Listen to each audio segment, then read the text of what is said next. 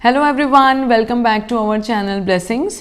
मैं मनिंदर कौर, आपकी special educator और ट्रेनर। सो पेरेंट्स, आज स्टोरी टेलिंग अपने बच्चों को सिखाने का, कैसे आप टारगेट अचीव करेंगे, उसके ऊपर बुक्स लेके आई हूँ।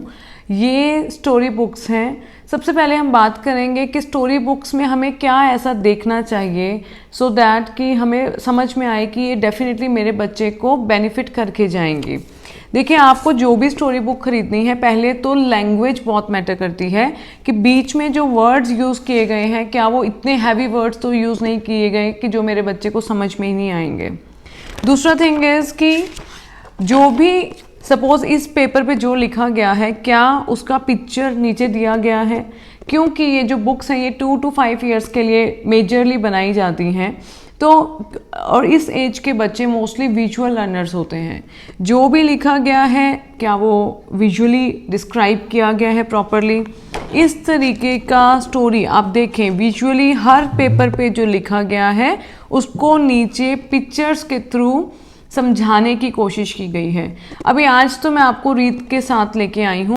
इवन मैं आपको सिर्फ रीत की बात मैं यहाँ पे नहीं कर रही हूँ, इवन वीर भी, मैं, रीत और वीर, हम ये स्टोरी बुक्स रीड करते हैं ताकि वीर में भी रीडिंग स्किल्स आए, उसको स्क्रीन ना देकर हम लोग बुक्स में इंटरेस्ट लेके आ सकें। देखिए, हम लोग कोशिश कर सकते हैं, बाकी तो लेट्स सी, बट कोशिश रहती है डेफिनेटली हमारी। इवन मैं वो फोटोग्राफ आपको पोस्ट करूँगी जो एक रैंडम क्लिक है, शायद आपको समझ में आए कि मैं क्यों इतना पिक्चर्स पे क्यों इतना फोकस कर रही हूँ।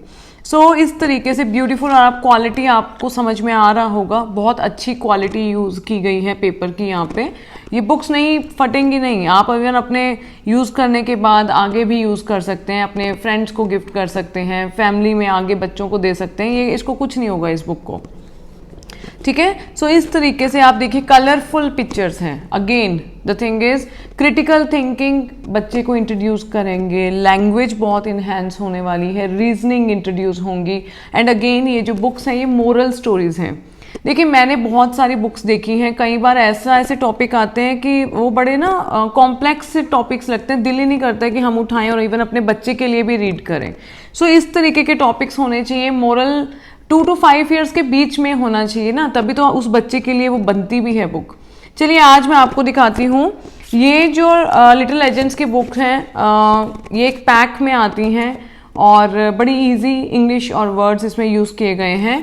आइए अब हम रीत से पूछते हैं। रीत, आपको एक स्टोरी आज मैं पढ़ के सुनाऊंगी यहाँ पे, और फिर हम रिकॉल करके दिखाएंगे, ठीक है। कौन सा स्टोरी पढ़ना है आपको, बताओ क्या नाम है इसका, रीड करके दिखाओ।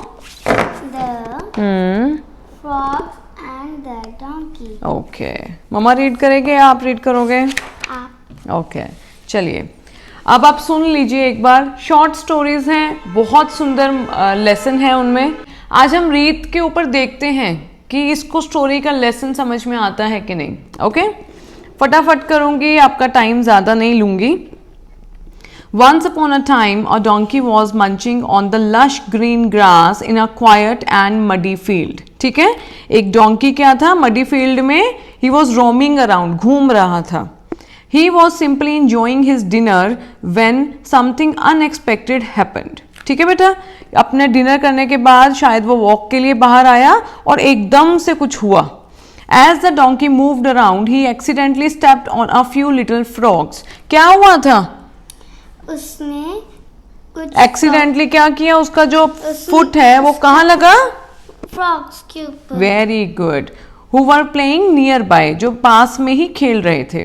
It was just a mistake. देखो, डोंकी ने इंटेंशनली फ्रॉग को हर्ट नहीं किया था, वो तो वॉक कर रहा था, एक्सीडेंटली उसका फुट लग गया फ्रॉग्स के ऊपर जो कि नियर बाय, उसका गलती से फुट लग गया। Yes, but unfortunately many frogs got hurt. But क्या हुआ, काफी फ्रॉग्स को हर्ट हो गए, काफी frogs. One tiny frog, the youngest of them all, quickly hopped away to find his mom. अब जो छोटा, सबसे छोटा यंगेस्ट फ्रॉग था वो डर गया, क्योंकि उसने ऐसा सिचुएशन पहले कभी देखा ही नहीं था। तो वो कहाँ पे गया, हॉप करके मम्मा के पास। और फ्रॉग क्या करते हैं? हाँ, यस, वेरी, jumping. या what happened, quickly hopped away to find his mom. He wanted to share. देखो सबसे इम्पोर्टेंट क्या है कि फ्रॉग किसी के, देखो बच्चे के साथ कुछ हुआ तो वो किससे शेयर करने गया? मम्मा। आपको भी अपनी सारी बातें किससे शेयर करनी चाहिए? Very good, exactly. What happened? Because he felt sad about the accident. Finding his mom, the little frog told her, "Mom, the big donkey accidentally stepped on some of our friends while grazing." जब donkey घास खा रहा था, grass खा रहा था, तो little frog ने सारा जो इंसिडेंट है वो अपनी मम्मा को एक्सप्लेन किया, बताया. एग्जैक्टली.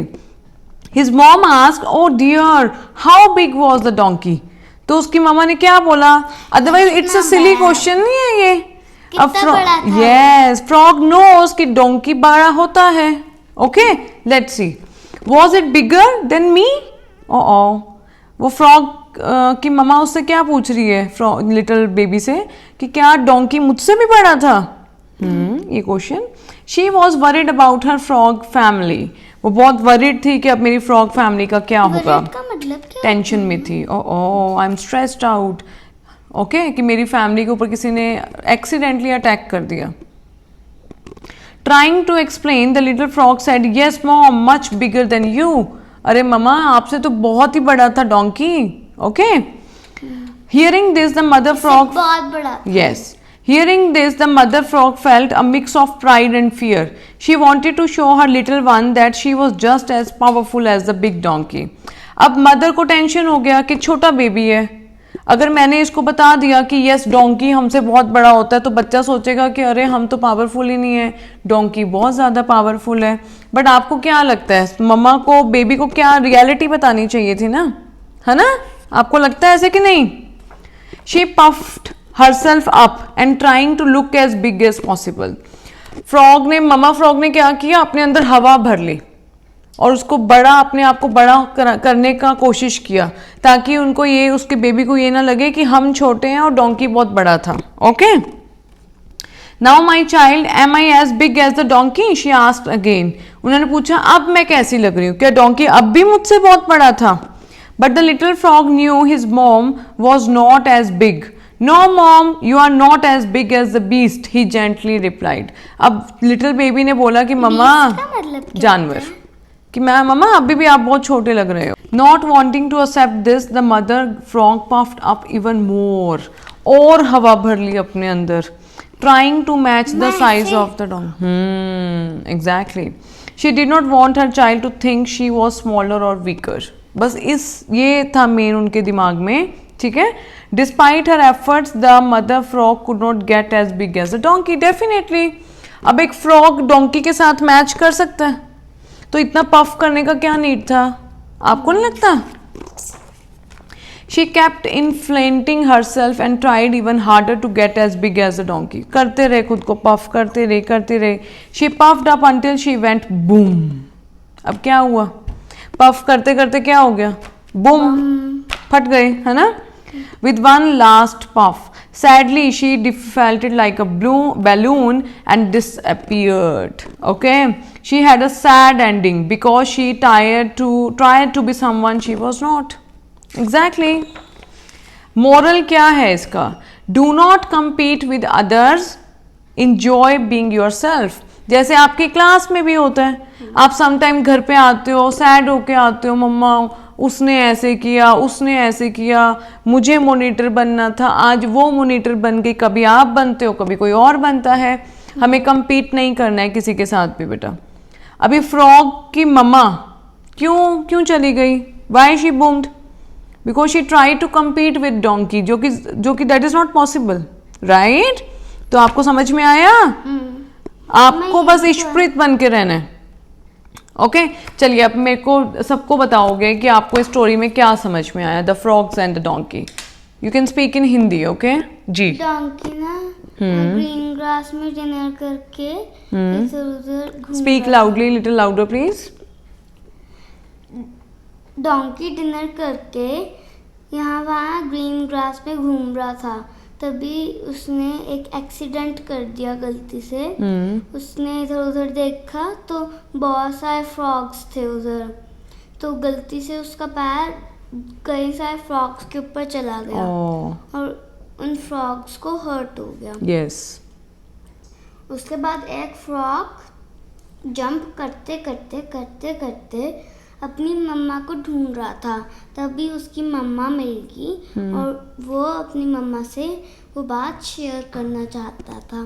तो उसने सब कुछ बताया और उसकी मम्मी ने बड़ा होने का सोचा, तो उसकी मम्मी ने बहुत सारी हवा भर ली अपने अंदर और वो फट गई। तो उसकी लास्ट एंडिंग बहुत ही सैडली हुई थी। यस उसके बाद फ्रॉग ने एक लेसन भी लर्न किया कि डोंकी